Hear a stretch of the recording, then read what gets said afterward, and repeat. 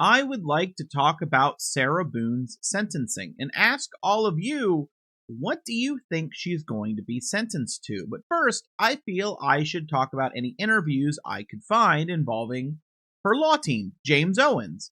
And he did an interview shortly outside of the courthouse after the verdict.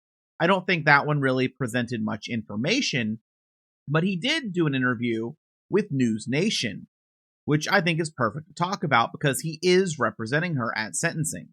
James Owens says they were both shocked she was convicted of second-degree murder. They both thought it was possibly a lesser charge.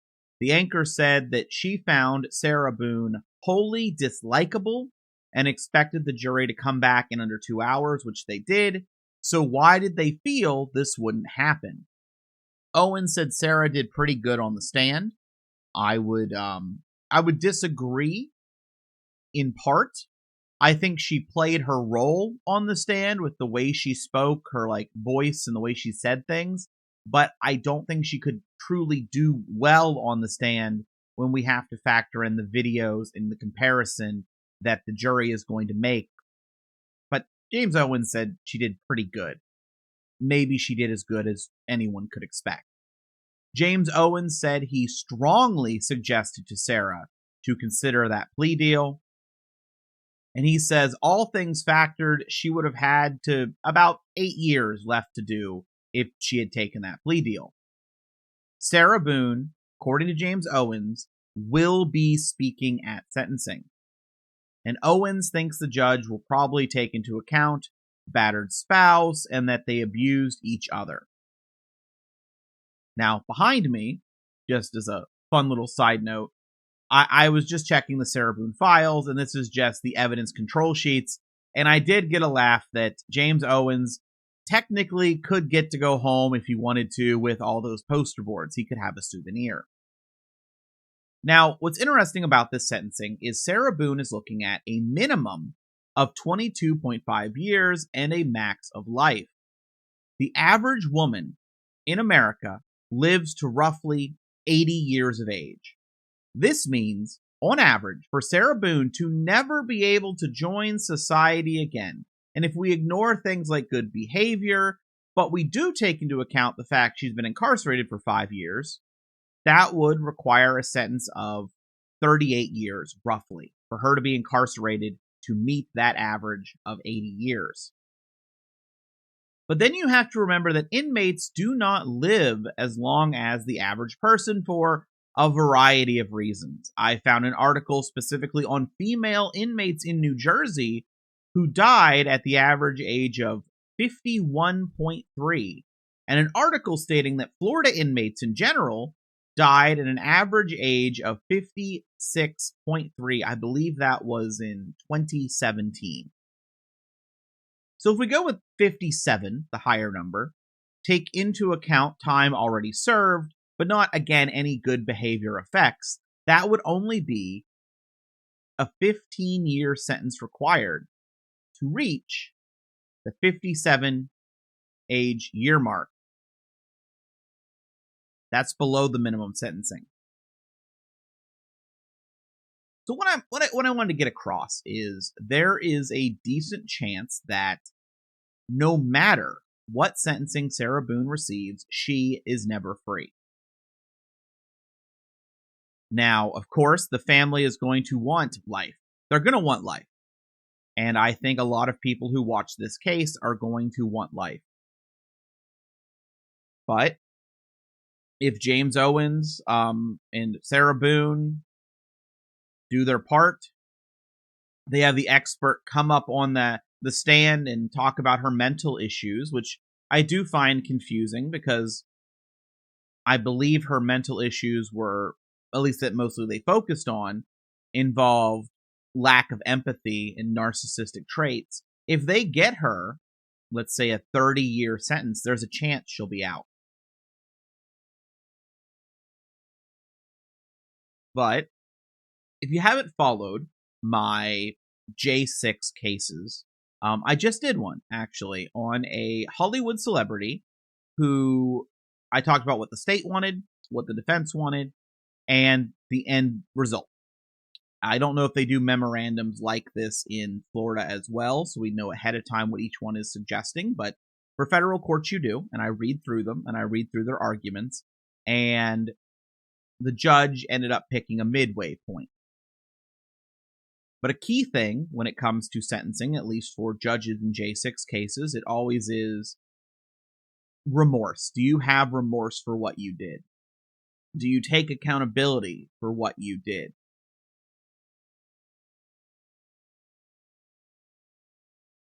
And I don't know if I can personally consider Sarah Boone as having remorse for killing George, personally, so much as remorse she got arrested. But that'll be for the judge. Now, I'm just curious what you think. What do you think she'll get? And what do you think she deserves? Because those are very different things, right? There are cases where, for example, I might watch a J6 trial or keep up with it, and the max sentence might be up to 22 years. And the state makes their argument that they want to give them 10, and the defense wants to have home confinement, and they get 5 years.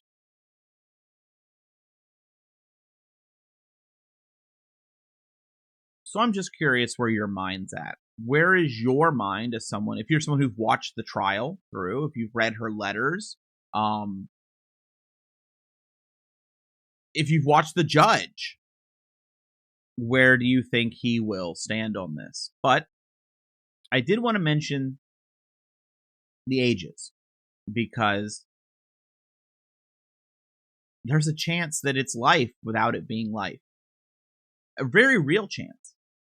Personally, what do I think she might end up with? And this is just a guess. I'm thinking she might get like 35 years, maybe 30. I just get that feeling. I get the feeling that James Owens is, of course, going to ask for minimum.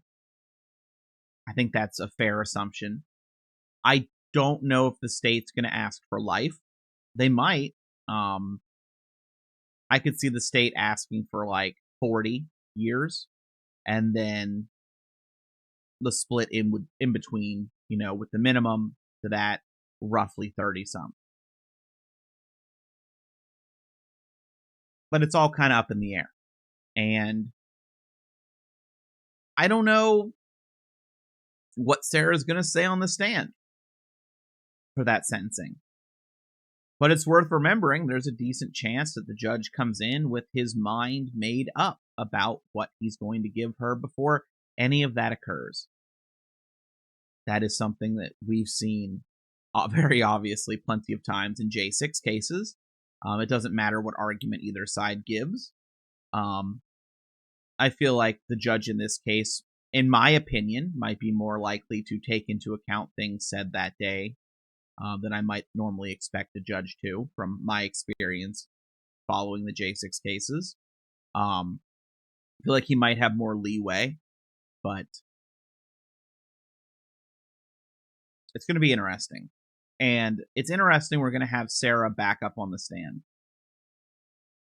And I think the best move Sarah could do, in my opinion, would be to get rid of the baby voice. That voice she puts on for the jury, that didn't work. We all know how Sarah Boone talks. We've seen the videos. We've seen the 911 calls. We've seen the video she recorded. Speak with her normal voice to the judge, because the judge won't be fooled by the tone. And I think that's her best bet. Show some form of remorse. I would not go up there and negatively say anything about George if I was Sarah at all. None. I would use my regular voice, and I would say she should probably try to take as much accountability as she can, say she should have gone down. But will Sarah do that? I don't think so. I don't think she has it in her to do it.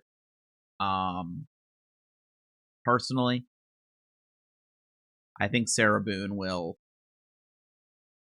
possibly badmouth George on the stand with her baby voice, and that I cannot imagine will play well.